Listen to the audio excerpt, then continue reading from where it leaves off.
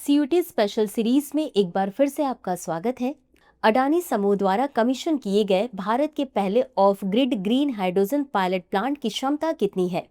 ए 10 megawatt, B 5 megawatt, सी 15 megawatt, D 50 megawatt. इस प्रश्न का सही उत्तर है विकल्प बी 5 मेगावाट। चलिए देखते हैं इसके विश्लेषण को। अडानी समूह ने भारत के राष्ट्रीय हित हाइड्रोजन मिशन की दिशा में एक महत्वपूर्ण कदम के रूप में गुजरात के कच्छ में भारत का पहला ऑफ ग्रिड 5 मेगावाट हरित हाइड्रोजन पायलट संयंत्र की शुरुआत की है। अगला प्रश्न है, नव पहचाने गए EMM नेगेटिव रक्त समूह प्रणाली को अनौपचारिक नाम क्या दिया गया है? ए Gwada positive, B Gwada negative, सी ग्वाडेलूप रक्त समूह, डी EMM पॉजिटिव। इस प्रश्न का सही उत्तर है विकल्प बी ग्वाडा नेगेटिव। चलिए देखते हैं इसके विश्लेषण को। नव पहचानी गई EMM नेगेटिव रक्त समूह प्रणाली को अनौपचारिक रूप से ग्वाडा नेगेटिव नाम दिया गया है, जो इसे धारण करने वाली महिला के ग्वाडेलूपियन मूल के संदर्भ में है। अगला प्रश्न है, 2025 संयुक्त राष्ट्र सतत विकास लक्ष्य सूचकांक में भारत का रैंक क्या है? ए 99, बी 89, सी 93, डी 104। इस प्रश्न का सही उत्तर है विकल्प ए 99। चलिए देखते हैं इसके विश्लेषण को। भारत ने 2025 की वैश्विक सतत विकास लक्ष्य रैंकिंग में 193 देशों में से 99वां स्थान प्राप्त किया, जो एक महत्वपूर्ण सुधार है। अगला प्रश्न है, गेको की नई प्रजाति द्रविड़ो गेको कुन्नूर की खोज कहाँ की गई? ए नीलगिरी तमिलनाडु, बी पश्चिमी घाट केरल, सी अंडमान द्वीप समूह, डी पश्चिमी घाट कर्नाटक। इस प्रश्न का सही उत्तर है विकल्प ए नीलगिरी तमिलनाडु। चलिए देखते हैं इसके विश्लेषण को। द्रविड़ो गेको कुन्नूर की खोज तमिलनाडु के नीलगिरी की पहाड़ी पर की गई है। यह एक छिपकली की प्रजाति है। अगला प्रश्न है, इस वर्ष नाटो शिखर सम्मेलन कहाँ आयोजित किया जा रहा है? A Brussels Belgium, B Paris France, C Berlin Germany, D the Hague Netherland. इस प्रश्न का सही उत्तर है विकल्प डी द हेग नीदरलैंड। चलिए देखते हैं इसके विश्लेषण को। वर्ष 2025 का नाटो शिखर सम्मेलन नीदरलैंड के हेग में आयोजित किया गया, जहां सदस्य देशों ने विभिन्न वैश्विक सुरक्षा मुद्दों पर चर्चा करने के लिए एकत्र हुए।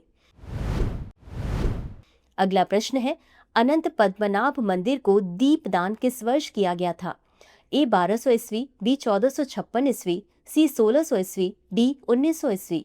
इस प्रश्न का सही उत्तर है विकल्प बी 1456 ईस्वी। चलिए देखते हैं इसके विश्लेषण को। हाल ही में मंदिर में मिले अभिलेखित संदर्भ से इसकी पुष्टि होती है कि यह दीप 1456 ईस्वी में मंदिर को दान किया गया था। अगला प्रश्न है, SPM EPCI योजना के अंतर्गत अनुमोदित आवेदकों से कितना न्यूनतम निवेश अपेक्षित है? ए 2000 करोड़ रुपए, बी 5000 करोड़ रुपए, सी 4150 करोड़ रुपए या डी 10,000 करोड़ रुपए। इस प्रश्न का सही उत्तर है विकल्प सी 4150 करोड़ रुपए। चलिए देखते हैं इसके विश्लेषण को। योजना के अंतर्गत स्वीकृत आवेदकों को योजना के प्रावधानों के अनुरूप न्यूनतम 4150 करोड़ रुपए का निवेश करना आवश्यक है। अगला प्रश्न है, अंबुबाची नाम का क्या अर्थ है? ए पवित्र नदी, बी उपजाऊ मिट्टी, सी ईश्वरीय आशीर्वाद, डी बहता पानी। इस प्रश्न का सही उत्तर है विकल्प डी बहता पानी। चलिए देखते हैं इसके विश्लेषण को।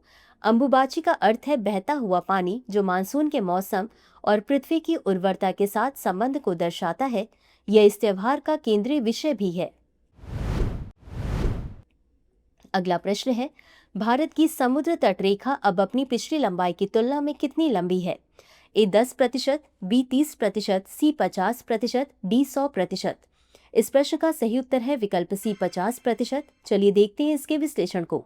नए एवं अधिक सटीक मापों के आधार पर भारत की तटरेखा अब पहले दर्ज की गई सीमा से लगभग 50% अधिक लंबी हो गई है।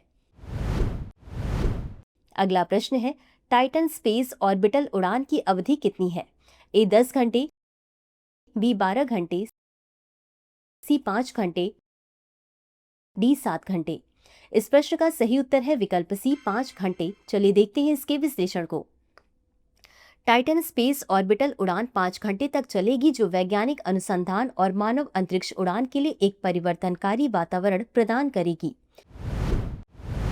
इसी के साथ अंत में देख लेते हैं आज के अभ्यास प्रश्न को।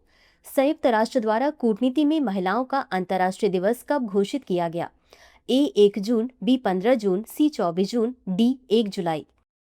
इस प्रश्न का उत्तर कमेंट बॉक्स में जरूर दें। आज के लिए बस इतना ही। धन्यवाद।